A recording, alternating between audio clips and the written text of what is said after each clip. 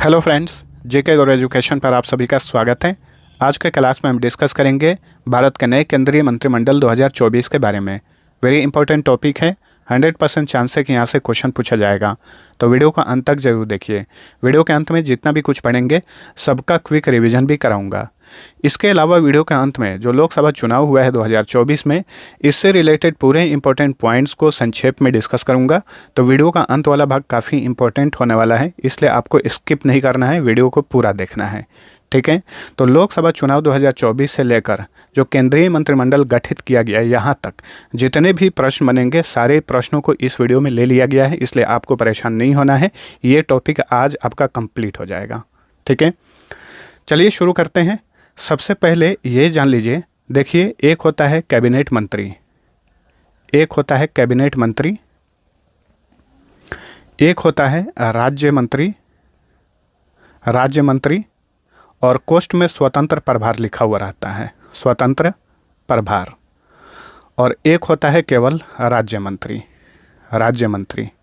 इन तीनों में फ़र्क क्या है वो जान लीजिए, क्योंकि प्रधानमंत्री, कैबिनेट मंत्री, राज्य मंत्री, स्वतंत्र प्रभार और राज्य मंत्री, ये तीनों मिलाकर, चारों को मिलाकर ही मंत्री परिषद बनता है। ठीक है, कैबिनेट मंत्री जो होता है ये सबसे बड़ा, प्रधानमंत्री के बाद सबसे बड़ा मंत्री होता है।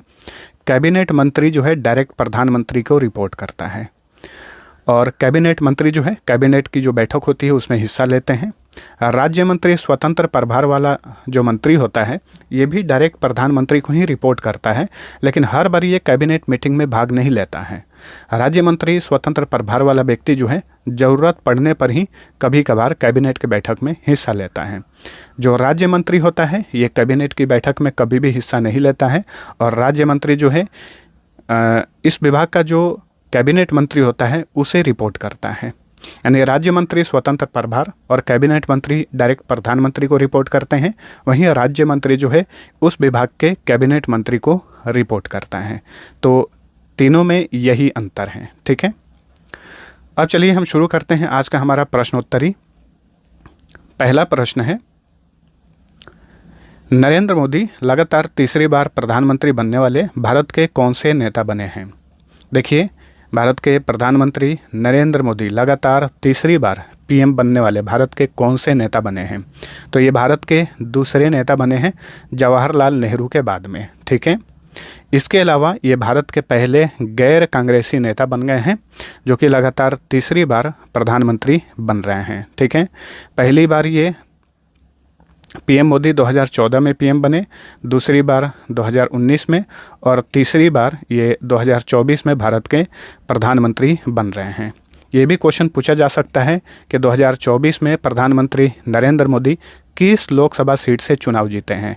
तो वाराणसी, उत्तर प्रदेश के वाराणसी लोकसभा सीट से ये चुनाव जीते हैं। ठीक है, भारत के प्रथम प्रधानमंत्री कौन थे? जवाहरलाल नेहरू। अच्छा, पीएम मोदी ने किस दिन शपथ ली? 9 जून 2024 को। किसने शपथ दिलाई? भारत के राष्ट्रपति द्रौपदी मुर्मू ने। ठीक है, क्योंकि भारत के प्रधानमंत्री को पद की शपथ कौन दिलाता है? भारत का राष्ट्रपति। वर्तमान में भारत के राष्ट्रपति हैं द्रौपदी मुर्मू। उन्होंने 9 जून 2024 को प्रधानमंत्री नरेंद्र मोदी को पीएम पद की शपथ दिलाई। चलिए अगला क्वेश्चन है, 2024 में भारत के नए गृह मंत्री कौन बने हैं? तो देखिए, लगातार दूसरी बार गृह मंत्री बने हैं अमित शाह। अमित शाह कहाँ से लोकसभा सांसद बने हैं?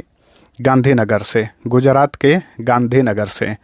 जो प्रमुख व्यक्ति हैं किस लोकसभा सीट से चुनाव जीते हैं, याद रखिएगा, अमित शाह जो है गुजरात के गांधीनगर से लोकसभा चुनाव जीते हैं, और ये लगातार दूसरी बार भारत के गृह मंत्री बनाए गए हैं। भारत के स्वतंत्र भारत के प्रथम गृह मंत्री कौन थे? सरदार वल्लभ भाई पटेल। ठीक है, अमित शाह के पास एक और मंत्रालय है। कौन सा मंत्रालय?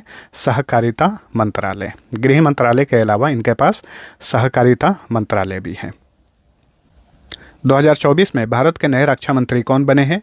तो ये हैं राजनाथ सिंह। पिछली बार भी यही रक्षा मंत्री थे, और इस बार भी राजनाथ सिंह को ही रक्षा मंत्री बनाया गया है। किस लोकसभा सीट से ये चुनाव जीते हैं? लखनऊ लोकसभा सीट से इस बार ये चुनाव जीते हैं। भारत के प्रथम रक्षा मंत्री कौन थे? सरदार बलदेव सिंह। 2024 में भारत के नए विदेश मंत्री कौन बने हैं? तो फिर से रिपीट हुए हैं एस जयशंकर, इनका पूरा नाम है डॉक्टर सुब्रमण्यम जयशंकर। ठीक है, तो एस जयशंकर जो हैं ये भारत के विदेश मंत्री बनाए गए हैं। याद रखिए ये लोकसभा सीट से नहीं जीते हैं बल्कि ये राज्यसभा सदस्य हैं। क्या है? संसद का उच्च सदन राज्यसभा होता है, राज्यसभा के सदस्य हैं एस जयशंकर। ठीक है, गुजरात से ये राज्यसभा सदस्य हैं। 2024 में भारत के नए वित्त मंत्री कौन बने हैं? तो देखिए ये रिपीट हुई हैं निर्मला सीतारमण। ठीक है, निर्मला सीतारमण जो हैं इन्हें वित्त मंत्रालय 2024 में दिया गया है। ये भी लोकसभा सदस्य नहीं हैं बल्कि राज्यसभा सदस्य हैं। निर्मला सीतारमण जो हैं ये राज्यसभा सदस्य हैं। कहाँ से? कर्नाटक से। भारत के प्रथम वित्त मंत्री कौन थे? देखिए प्रथम भी पूछा जाता है बार बार, इसलिए बता दे रहा हूँ। तो स्वतंत्र भारत के प्रथम वित्त मंत्री थे आर के षणमुगम शेट्टी। ये भारत के प्रथम स्वतंत्र भारत के प्रथम वित्त मंत्री थे। ठीक है, अच्छा मैंने आप सभी को ये नहीं बताया है कि स्वतंत्र भारत के प्रथम विदेश मंत्री कौन थे।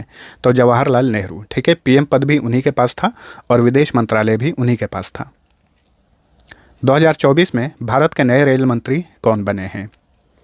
तो देखिए अश्विनी वैष्णव। ठीक है, ये भी रिपीट हुए हैं, रेल मंत्रालय इन्हीं को दिया गया है, पिछली बार भी यही रेल मंत्री थे।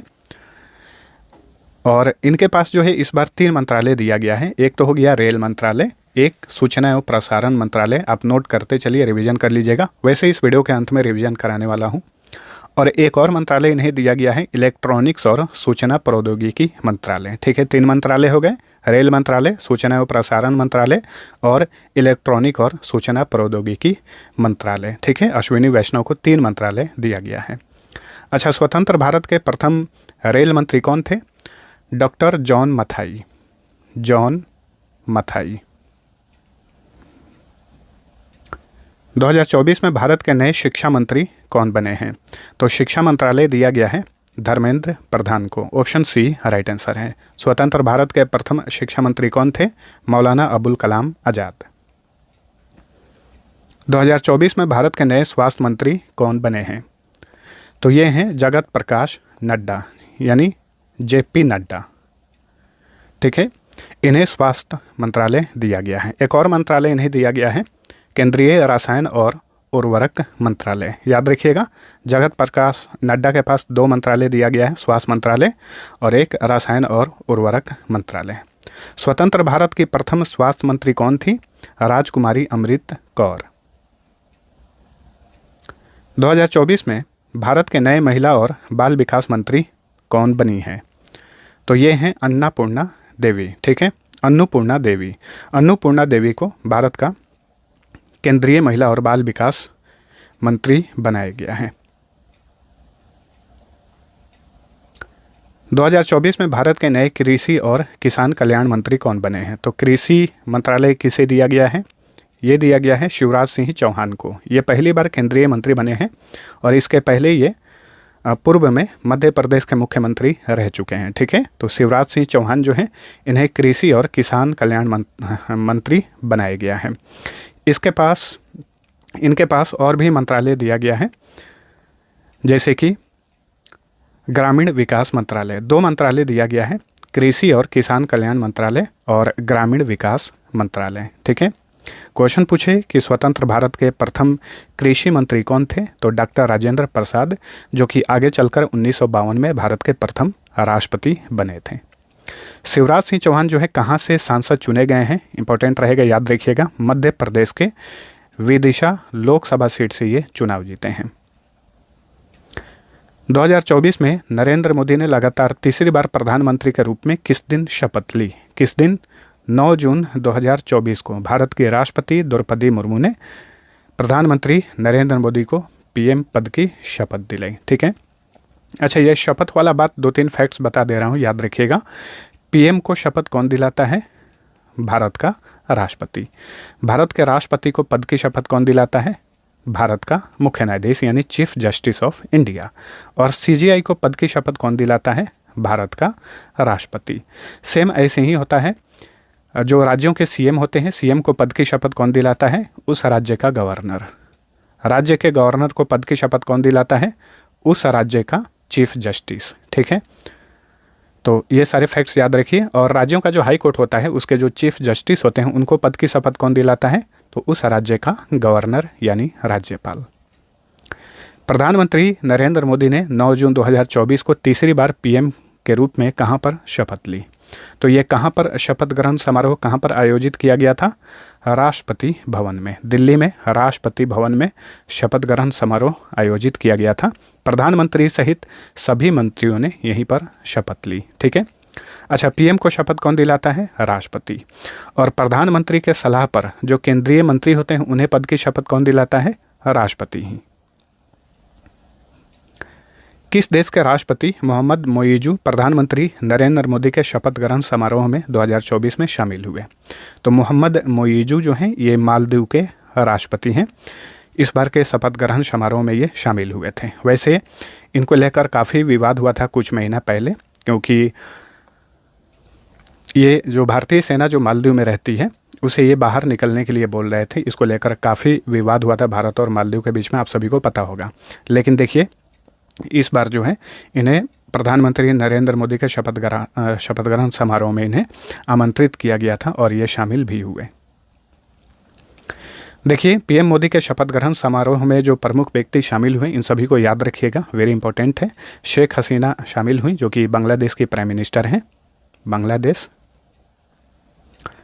डॉक्टर मोहम्मद मोइजू मालदीव के राष्ट्रपति हैं। अहमद अफीफ ये सेशल्स के उपराष्ट्रपति हैं। प्रविंद कुमार जगन्नाथ ये मॉरिशस के प्रधानमंत्री हैं। श्रीलंका के राष्ट्रपति रानिल विक्रमासिंघे। भूटान के प्रधानमंत्री शेरिंग तोबगे। नेपाल के प्रधानमंत्री पुष्प कमल दहल प्रचंड। ठीक है, ये कुछ प्रमुख व्यक्ति हैं जो कि पीएम मोदी के इस बार के शपथ ग्रहण समारोह में शामिल हुए थे, इन्हें याद रखिएगा। 2024 में भारत के नए सड़क परिवहन और राजमार्ग मंत्री कौन बने हैं? तो ये रिपीट हुए हैं, नितिन गडकरी। तो ऑप्शन ए सही उत्तर है। ठीक है, और ये कहाँ से लोकसभा सदस्य चुने गए हैं? महाराष्ट्र के नागपुर से। 2024 में भारत के नए युवा मामले और खेल मंत्री कौन बने हैं? तो ये हैं मनसुख मांडविया। ठीक है, मनसुख मांडविया जो हैं इनके पास युवा मामले और खेल मंत्रालय दिया गया है।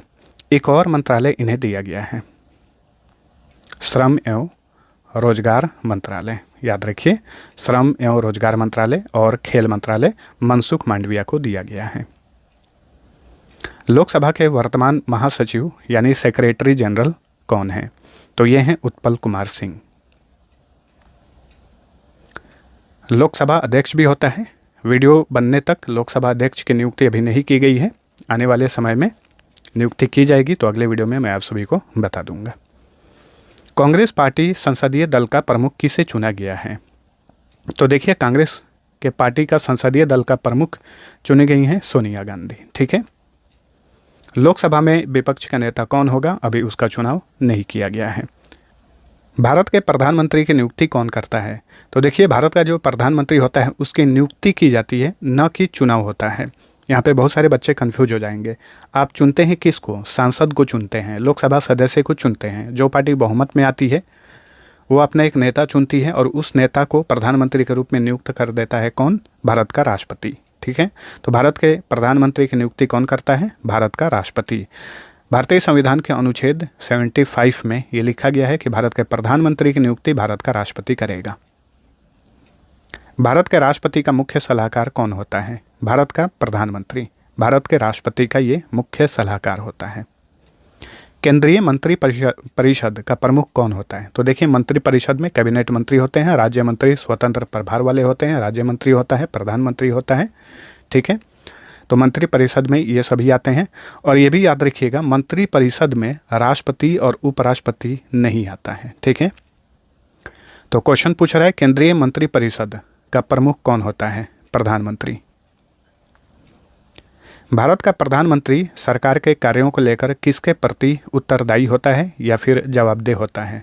संसद के प्रति। वेरी इंपॉर्टेंट क्वेश्चन, याद रखिए। भारत का प्रधानमंत्री जो है सरकार के कार्यों को लेकर संसद के प्रति उत्तरदायी होता है। 18वीं लोकसभा के लिए सदन का नेता किसे चुना गया है? तो ये 18वीं लोकसभा है। ठीक है। 18वीं लोकसभा का चुनाव हुआ 2024 में। इसमें एनडीए गठबंधन की जीत हुई है और एनडीए गठबंधन ने 18वीं लोकसभा के लिए सदन का नेता चुना है नरेंद्र मोदी को, ठीक है। तो ये प्रधानमंत्री के रूप में लगातार तीसरी बार शपथ लिए हैं। तो लोकसभा में सदन के नेता कौन है? प्रधानमंत्री नरेंद्र मोदी। आमतौर पे भारत का प्रधानमंत्री ही सदन का नेता होता है लोकसभा में। वैसे प्रधानमंत्री चाहे तो लोकसभा में सदन के नेता किसी और मंत्री को भी नियुक्त कर सकता है। भारतीय संसदीय प्रणाली में मंत्रिपरिषद किसके प्रति सामूहिक रूप से उत्तरदायी होता है? क्वेश्चन को ध्यानपूर्वक पढ़िए। भारतीय संसदीय प्रणाली में मंत्रिपरिषद किसके प्रति सामूहिक रूप से उत्तरदायी होता है? लोकसभा के प्रति। वहीं सामूहिक रूप से जो पूछा है, अगर ये व्यक्तिगत रूप हो जाता कि मंत्रिपरिषद जो है व्यक्तिगत रूप से किसके प्रति उत्तरदायी होता है, तो राष्ट्रपति के प्रति होगा, ध्यान रखिए। और सामूहिक रूप से पूछे तो लोकसभा के प्रति। 18वीं लोकसभा के लिए सदन का उपनेता किसे चुना गया है? तो देखिए 18वीं लोकसभा के लिए सदन के नेता पीएम मोदी को चुना गया है। वहीं उपनेता चुना गया है नितिन गडकरी को, ठीक है, जो कि केंद्रीय सड़क एवं परिवहन मंत्रालय इन्हें इस बार दिया गया है। पिछली बार भी यही थे। केंद्रीय मंत्रिपरिषद व्यक्तिगत रूप से किसके प्रति उत्तरदायी होता है? अभी मैंने आप सभी को बताया था, राष्ट्रपति के प्रति। 18वीं लोकसभा के लिए गजेंद्र सिंह शेखावत को कौन सा मंत्रालय सौंपा गया है? इन्हें कौन सा मंत्रालय दिया गया है? इन्हें 2 मंत्रालय दिया गया है, संस्कृति मंत्रालय और पर्यटन मंत्रालय।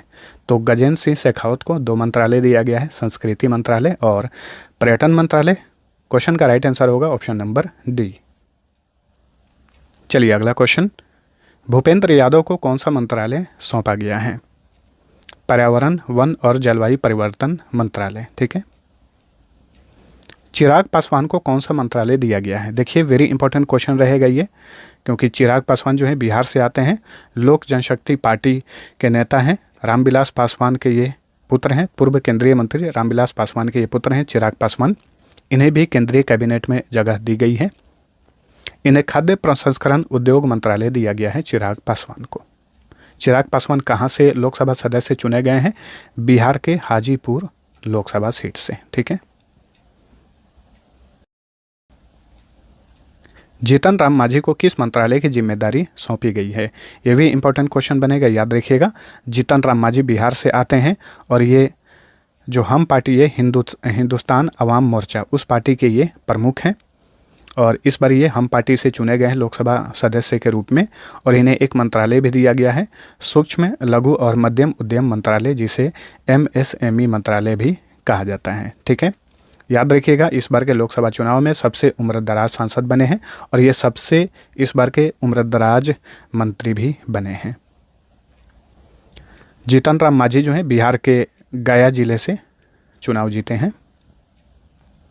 2024 में केंद्रीय ऊर्जा मंत्रालय के नए मंत्री कौन बने हैं? तो ये हैं मनोहर लाल खट्टर, जो कि हरियाणा के पूर्व मुख्यमंत्री हैं। अब ये देखिए केंद्रीय मंत्री बन गए हैं। केंद्रीय ऊर्जा मंत्रालय इन्हें दिया गया है। इसके अलावा एक और मंत्रालय इन्हें सौंपा गया है, शहरी मामलों के मंत्रालय। भारत के इतिहास के सबसे युवा केंद्रीय मंत्री कौन बने हैं? इसे तो आप रट जाना, आने वाले एग्जाम्स में ये पूछ सकता है। भारत के इतिहास के सबसे युवा केंद्रीय मंत्री बने हैं Ram Mohan Naidu. Option B right answer है। राम मोहन नायडू जो हैं ये तेलुगु देशम पार्टी से हैं। आंध्र प्रदेश के श्रीकाकुलम लोकसभा सीट से ये चुनाव जीते हैं। इनकी उम्र मात्र 36 साल है और ये केंद्रीय मंत्री बने हैं और ये भारत के इतिहास के सबसे युवा केंद्रीय मंत्री बनाए गए हैं। कौन सा मंत्रालय इन्हें दिया गया है? नागरिक उड्डयन मंत्रालय। नागरिक उड्डयन मंत्रालय, सिविल एविएशन मिनिस्ट्री जिसे कहा जाता है इंग्लिश में। चलिए अगला क्वेश्चन। 9 जून 2024 को 18वीं लोकसभा के लिए कुल कितने मंत्रियों ने शपथ ली? कुल 71 मंत्रियों ने शपथ ली। इसमें 30 कैबिनेट मंत्री, 5 राज्य मंत्री स्वतंत्र प्रभार वाले और 36 राज्य मंत्री, ठीक है। टोटल 71 मंत्रियों ने शपथ ली है। 2024 के सबसे उम्रदराज केंद्रीय मंत्री कौन बने हैं? तो ये हैं जीतन राम मांझी। इनकी उम्र 79 साल है। बिहार के गया जिले से लोकसभा सदस्य चुने गए हैं। इन्हें कौन सा केंद्रीय मंत्रालय दिया गया है? MSME मंत्रालय। अब चलिए इस बार के मंत्री परिषद का फटाफट रिवीजन कर लीजिए। नरेंद्र मोदी जो है प्रधानमंत्री बने हैं और इनके पास कौन कौन सा मंत्रालय है? कार्मिक, लोक शिकायत और पेंशन मंत्रालय, अंतरिक्ष विभाग, परमाणु ऊर्जा विभाग, इसके अलावा सभी महत्वपूर्ण नीतिगत मुद्दे और अन्य सभी विभाग जो किसी भी मंत्री को आवंटित नहीं किए गए हैं, वो सारे विभाग जो हैं प्रधानमंत्री नरेंद्र मोदी के पास हैं। 30 कैबिनेट मंत्रियों ने शपथ ली है। गृह मंत्रालय, सहकारिता मंत्रालय अमित शाह को दिया गया है। रक्षा मंत्रालय राजनाथ सिंह को। विदेश मंत्रालय डॉक्टर सुब्रमण्यम जयशंकर को, एस जयशंकर को। वित्त मंत्रालय और कॉरपोरेट मंत्रालय निर्मला सीतारमन को दिया गया है। पंचायती राज मंत्रालय, मत्स्य पालन, पशुपालन और डेयरी मंत्रालय, 2 मंत्रालय दिया गया है लल्लन सिंह को। इनका पूरा नाम है राजीव रंजन सिंह। सड़क परिवहन और राजमार्ग मंत्रालय दिया गया है नितिन गडकरी को। स्वास्थ्य और परिवार कल्याण मंत्रालय और रसायन और उर्वरक मंत्रालय, 2 मंत्रालय दिया गया है JP नड्डा को। कृषि और किसान कल्याण मंत्रालय, ग्रामीण विकास मंत्रालय, 2 मंत्रालय दिया गया है शिवराज सिंह चौहान को। ऊर्जा मंत्रालय, शहरी मामलों के मंत्रालय, 2 मंत्रालय दिया गया है मनोहर लाल खट्टर को। भारी उद्योग और सार्वजनिक उद्यम मंत्रालय और इस्पात मंत्रालय, 2 मंत्रालय दिया गया है SD कुमारस्वामी को। उपभोक्ता मामले, खाद्य और सार्वजनिक वितरण मंत्रालय, नवीन और नवीकरणीय ऊर्जा मंत्रालय, 2 मंत्रालय दिया गया है प्रहलाद जोशी को। रेल मंत्रालय, सूचना और प्रसारण मंत्रालय, इलेक्ट्रॉनिक्स और सूचना प्रौद्योगिकी मंत्रालय, 3 मंत्रालय दिया गया है अश्विनी वैष्णव को। महिला और बाल विकास मंत्रालय दिया गया है अन्नापूर्णा देवी को। खाद्य प्रसंस्करण उद्योग मंत्रालय चिराग पासवान को दिया गया है। पर्यावरण, वन और जलवायु परिवर्तन मंत्रालय गया है भूपेंद्र यादव के पास। दूरसंचार यानी संचार मंत्रालय और पूर्वोत्तर क्षेत्र विकास मंत्रालय, 2 मंत्रालय दिया गया है ज्योतिरादित्य सिंधिया को। शिक्षा मंत्री बने हैं धर्मेंद्र प्रधान। नागरिक उड्डयन मंत्री बने हैं राम मोहन नायडू किंजरापू, इनका पूरा नाम है। इनकी उम्र मात्र 36 साल है और ये भारतीय इतिहास के सबसे युवा केंद्रीय मंत्री बनाए गए हैं, याद रखिएगा। तेलुगु देशम पार्टी से बिलोंग करते हैं। जल शक्ति मंत्रालय दिया गया है चंद्रकांत रघुनाथ पाटिल को, CR पाटिल जिन्हें कहा जाता है अक्सर।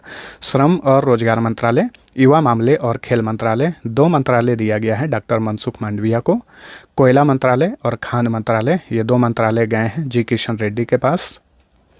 बंदरगाह, जहाजरानी और जल मार्ग मंत्री बने हैं सर्बानंदा सोनोवाल। सूक्ष्म, लघु और मध्यम उद्यम मंत्री बने हैं जीतन राम मांझी। संस्कृति मंत्रालय और पर्यटन मंत्रालय, ये 2 मंत्रालय दिया गया है गजेंद्र सिंह शेखावत को। कपड़ा मंत्री बने हैं गिरिराज सिंह। वाणिज्य और उद्योग मंत्री बने हैं पीयूष गोयल। पेट्रोलियम और प्राकृतिक गैस मंत्री बने हरदीप सिंह पुरी। संसदीय मामलों का मंत्रालय और अल्पसंख्यक मामलों के मंत्रालय, 2 मंत्रालय दिए गए हैं किरेन रिजिजू को। जनजातीय मामलों के मंत्री बने हैं जुएल ओरांव। सामाजिक न्याय और अधिकारिता मंत्री बने हैं डॉक्टर वीरेंद्र कुमार। ठीक है, जो स्वतंत्र प्रभार वाले राज्य मंत्री हैं 5, इन्हें भी जान लीजिए। सांख्यिकी और कार्यक्रम कार्यान्वयन मंत्रालय के राज्य मंत्री, योजना मंत्रालय के राज्य मंत्री, संस्कृति मंत्रालय में राज्य मंत्री बने हैं राव इंद्रजीत सिंह। और ये सभी विभाग विज्ञान और प्रौद्योगिकी मंत्रालय के राज्य मंत्री, पृथ्वी विज्ञान मंत्रालय, प्रधानमंत्री कार्यालय में राज्य मंत्री, कार्मिक, लोक शिकायत और पेंशन मंत्रालय में राज्य मंत्री, परमाणु ऊर्जा विभाग में राज्य मंत्री, अंतरिक्ष विभाग में राज्य मंत्री बने हैं डॉक्टर जितेंद्र सिंह। कानून और न्याय मंत्रालय के राज्य मंत्री, संसदीय कार्य मंत्रालय में राज्य मंत्री बने हैं अर्जुन राम मेघवाल। वैसे राज्य मंत्री जो है ये क्वेश्चन नहीं पूछा जाएगा, कैबिनेट जो है वो ज़्यादा इंपॉर्टेंट है, उसे याद रखिएगा। लेकिन ये स्वतंत्र प्रभार वाला 5 है तो इसे मैं बता दे रहा हूँ। और बाकी के जो 36 राज्य मंत्री बने हैं उन्हें हम नहीं पढ़ेंगे। ठीक है, आयुष मंत्रालय के राज्य मंत्री, स्वतंत्र प्रभार वाले राज्य मंत्री, और स्वास्थ्य और परिवार कल्याण मंत्रालय में राज्य मंत्री बने हैं जाधव प्रताप राव गणपत राव। कौशल विकास और उद्यमिता मंत्रालय के राज्य मंत्री और शिक्षा मंत्रालय में राज्य मंत्री बने हैं जयंत चौधरी, और राज्य मंत्री 36 लोग बने हैं। तो कैबिनेट मंत्री 30, स्वतंत्र प्रभार वाले राज्य मंत्री 5 और राज्य मंत्री बने हैं 36। टोटल कितने हो गए? 71। अब चलिए इस बार के लोकसभा चुनाव से रिलेटेड महत्वपूर्ण बिंदु जान लेते हैं, जो कि आपकी किसी भी परीक्षा के लिए काफ़ी इंपॉर्टेंट रहेगा। इस बार का ये जो लोकसभा चुनाव था, ये 18वीं लोकसभा चुनाव था। ये शुरू हुआ था 19 अप्रैल 2024 को और ये चुनाव खत्म हुआ 1 जून 2024 को। कुल 60 चरणों में चुनाव कराए गए थे और चुनाव परिणाम आया 4 जून 2024 को। भारत में वर्तमान में कुल लोकसभा सीट की संख्या है 543। किसी भी दल को बहुमत में आने के लिए सीट चाहिए 272, लेकिन इस बार के चुनाव में किसी भी पार्टी को बहुमत प्राप्त नहीं हुआ है। वैसे बीजेपी 2024 में लोकसभा की 240 सीटें जीतकर भारत की सबसे बड़ी पार्टी बनी है। बीजेपी 240 सीटें जीती। वहीं भारतीय राष्ट्रीय कांग्रेस 2024 में लोकसभा की 99 सीटें जीतकर भारत की दूसरी सबसे बड़ी पार्टी बनी है। समाजवादी पार्टी 2024 में लोकसभा की 37 सीटें जीतकर भारत की तीसरी सबसे बड़ी पार्टी बनी है। ठीक है, इस बार के लोकसभा चुनाव में कौन सी पार्टी, जो प्रमुख पार्टी है, कितनी सीटें जीती हैं उसे ध्यान रखिए। BJP 240, Indian National Congress 99 seat, Samajwadi Party 37 seat, All India Trinamool Congress 29 seat, 5वें स्थान पे डीएमके है, द्रविड़ मुन्नेत्र कड़गम, ये तमिलनाडु की पार्टी है, 22 सीट इसने जीता है। TDP Telugu Desam party 16 seat और जनता दल यूनाइटेड 12 सीट। ठीक है, देखिए 2024 लोकसभा चुनाव के सबसे उम्रदराज सांसद जीतन राम मांझी हैं। ठीक है, इस बार के लोकसभा चुनाव में सबसे उम्रदराज सांसद जो हैं ये हैं जीतन राम मांझी। इनकी उम्र है 79 साल 8 माह। बिहार के गया से ये लोकसभा चुनाव जीते हैं। वहीं लोकसभा के इतिहास के सबसे कम उम्र के सांसद बने हैं पुष्पेंद्र सरोज। इस बार ये चुनाव जीते हैं 25 साल 3 माह की उम्र में। लोकसभा का चुनाव लड़ने के लिए कम से कम आयु 25 साल होनी चाहिए। ठीक है, और ये 25 साल 3 माह इनकी आयु है पुष्पेंद्र सरोज की, और इन्होंने चुनाव जीता है। तो ये आपके परीक्षा के लिए काफ़ी महत्वपूर्ण रहेगा, इसे रट जाइए। ठीक है, लोकसभा के इतिहास के सबसे कम उम्र के सांसद बने हैं पुष्पेंद्र सरोज, जो कि उत्तर प्रदेश के कौशाम्बी लोकसभा सीट से चुनाव जीते हैं। समाजवादी पार्टी से हैं ये पुष्पेंद्र सरोज। ठीक है, जीतन राम मांझी जो हैं ये किस पार्टी से हैं? हम पार्टी से हैं, हिंदुस्तान आवाम मोर्चा। लोकसभा के इतिहास की सबसे कम उम्र की महिला सांसद का नाम भी याद रखिए। लोकसभा के इतिहास की सबसे कम उम्र की महिला सांसद बनी है प्रिया सरोज। ठीक है, 25 साल 7 माह इनकी उम्र है। उत्तर प्रदेश के मछली शहर लोकसभा सीट से ये चुनाव जीती हैं। ये भी समाजवादी पार्टी की हैं प्रिया सरोज। लोकसभा चुनाव 2024 में कुल 77 महिलाओं ने सांसद के रूप में बाजी मारी। देखिए 543 लोकसभा सीट पर चुनाव हुए थे, इसमें से 77 महिला सांसद जो है जीत कर पहुंची हैं लोकसभा में। 2024 में इंदौर से शंकर लालवानी सबसे अधिक वोटों से चुनाव जीते। कितने वोटों से? 11,72,000 प्लस वोटों से चुनाव जीते हैं शंकर लालवानी। रविंद्र दत्ताराम वाइकर जो हैं ये 2024 में सबसे कम अंतर से जीतने वाले कैंडिडेट बने। उन्होंने उत्तर पश्चिम मुंबई से मात्र 48 वोटों से चुनाव जीता। ठीक है, शंकर लालवानी सबसे अधिक वोटों से चुनाव जीते इस बार। वहीं रविंद्र दत्ताराम वाइकर जो हैं ये सबसे कम वोटों से चुनाव जीते हैं। 2024 में कितने लोगों ने मतदान में भाग लिया? 642 मिलियन लोगों ने। ठीक है, वैसे 2024 में कुल मतदाताओं की संख्या थी 968 मिलियन। 2024 में कुल मतदान प्रतिशत कितना रहा? 66.33%, जो कि 2019 की अपेक्षा 2024 में मतदान में 1.07% की कमी आई है। दो प्रमुख गठबंधन हैं भारत के इस समय, इंडिया गठबंधन और एनडीए गठबंधन। दोनों का फुल फॉर्म याद रखिएगा, खास करके इंडिया वाला याद रखिए, पूछा जा सकता है। इंडिया गठबंधन का फुल फॉर्म होता है Indian national developmental inclusive alliance, जिसे हिंदी में कहा जाता है भारतीय राष्ट्रीय विकासात्मक समावेशी गठबंधन। वहीं एनडीए जो भाजपा वाली गठबंधन है नेशनल डेमोक्रेटिक अलायंस, इसका फुल फॉर्म होता है, यानी राष्ट्रीय जनतांत्रिक गठबंधन। भारत में पहली बार लोकसभा चुनाव हुआ था 1951 से 52 में। भारत में लोकसभा के प्रथम अध्यक्ष थे GV मावलंकर। वहीं लोकसभा के प्रथम उपाध्यक्ष थे अनंत शयनम अयंगर। ये सारे पॉइंट जो हैं एग्जाम के लिए काफ़ी महत्वपूर्ण है, सभी को याद रखने हैं। लोकसभा की प्रथम महिला अध्यक्ष का नाम है मीरा कुमार। ये 2009 से लेकर 2014 तक लोकसभा की अध्यक्ष रहीं। भारत की जो वर्तमान में प्रमुख पार्टियां हैं, वर्तमान में उस पार्टी के अध्यक्ष कौन हैं वो जान जाइए। इंडियन नेशनल कांग्रेस पार्टी के अध्यक्ष हैं मल्लिकार्जुन खड़गे। आम आदमी पार्टी के अध्यक्ष हैं अरविंद केजरीवाल। भारतीय जनता पार्टी के अध्यक्ष हैं JP Nadda. All India Trinamool Congress party की अध्यक्ष हैं ममता बनर्जी। द्रविड़ मुन्नेत्र कड़गम पार्टी के अध्यक्ष हैं MK स्टालिन, जो कि वर्तमान समय में तमिलनाडु के CM भी हैं। तेलुगु देशम पार्टी के अध्यक्ष हैं N चंद्रबाबू नायडू, ये आंध्र प्रदेश के CM बने हैं। जनता दल यूनाइटेड के प्रमुख हैं नीतीश कुमार, ये बिहार के चीफ मिनिस्टर हैं। राष्ट्रीय जनता दल के प्रेसिडेंट हैं लालू प्रसाद यादव। वहीं राष्ट्रीय जनता दल के चेयरमैन हैं तेजस्वी यादव। समाजवादी पार्टी के प्रमुख हैं अखिलेश यादव। बहुजन समाज पार्टी की प्रमुख हैं मायावती। ठीक है, अब चलिए भारत के प्रमुख पार्टियों के चुनाव चिन्ह के बारे में जान लेते हैं। भारतीय जनता पार्टी का चुनाव चिन्ह है कमल का फूल। कांग्रेस का चुनाव चिन्ह है पंजा। बहुजन समाज पार्टी का हाथी। मार्क्सवादी कम्युनिस्ट पार्टी यानी कम्युनिस्ट पार्टी मार्क्सिस्ट, इसका चुनाव चिन्ह है हंसिया हथौड़ा। वहीं कम्युनिस्ट पार्टी ऑफ इंडिया का चुनाव चिन्ह है बाली हंसिया। यहाँ पे थोड़ा सा कहीं डिफरेंस है, तो आप सभी को ध्यान रखना है। राष्ट्रीय जनता दल यानी राजद का चुनाव चिन्ह है लालटेन। समाजवादी पार्टी और तेलुगु देशम पार्टी, ये भारत की दो ऐसी पार्टियां हैं जिसका चुनाव चिन्ह साइकिल है, सिर्फ बैकग्राउंड चेंज रहता है। ठीक है, जो समाजवादी पार्टी का चुनाव चिन्ह है साइकिल, ये आमतौर पर लाल और हरे रंग के पार्टी के झंडे पर बनाई जाती है। वहीं जो तेलुगु देशम पार्टी का चुनाव चिन्ह है साइकिल, ये आमतौर पर पीले रंग की पृष्ठभूमि पर बनाई जाती है। आम आदमी पार्टी का चुनाव चिन्ह है झाड़ू। अखिल भारतीय तृणमूल कांग्रेस का चुनाव चिन्ह है दो फूल।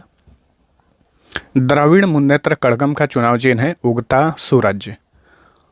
ऑल इंडिया अन्ना द्रविड़ मुन्नेत्र कड़गम का चुनाव चिन्ह है दो पत्तियां। जदयू यानी जनता दल यूनाइटेड का चुनाव चिन्ह है तीर। और बीजू जनता दल BJD, जिसका चुनाव चिन्ह है शंख। तो फ्रेंड्स, ये था हमारा आज का इम्पोर्टेंट सेशन। आप सभी को वीडियो पसंद आया है तो लाइक और शेयर जरूर करना। अब आप सभी के लिए क्विज है, लोकसभा चुनाव 2024 में समाजवादी पार्टी ने कितनी सीटें जीती हैं? इसका आंसर आप सभी को नीचे कमेंट करके बताना है। अब चलिए मिलते हैं अगले वीडियो में, तब तक के लिए टेक केयर।